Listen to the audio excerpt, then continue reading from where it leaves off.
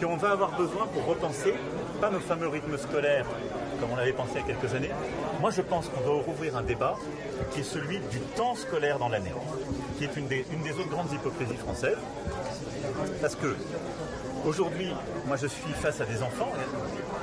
Avec le nouveau bac, j'ai demandé au ministre de revoir les choses pour améliorer les choses qui ne vont pas. On sait, on est à peu près lucide, on a maintenant un retour.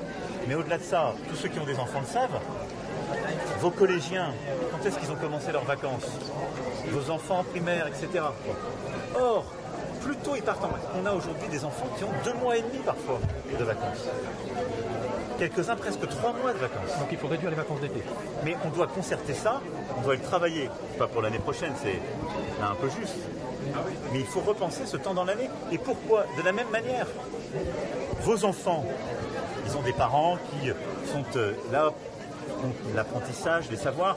Et je pense que vos enfants, vous allez faire attention qu'ils fassent des carnets de vacances. Peut-être vous allez les mettre, je ne sais pas quel âge ils ont, dans les vacances apprenantes. Pour ceux qui sont les plus avancés, vous allez leur payer des stages linguistiques, etc.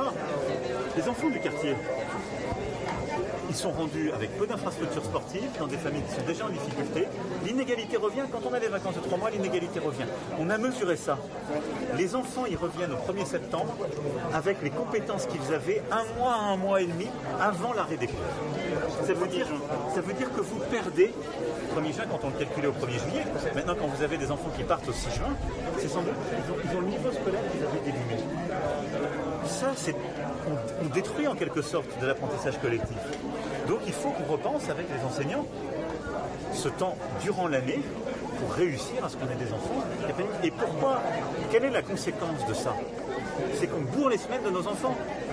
C'est parce que les enfants partent trop tôt et ont des vacances qui se sont plutôt allongées durant ces 20 dernières années que vous avez vos mêmes enfants, quand vous les comparez avec les voisins, qui arrivent crevés tous les soirs. Et qui vous dites comment les Allemands font pour avoir du sport l'après-midi? Et parce qu'ils ont un temps scolaire qui est réparti différemment dans l'année.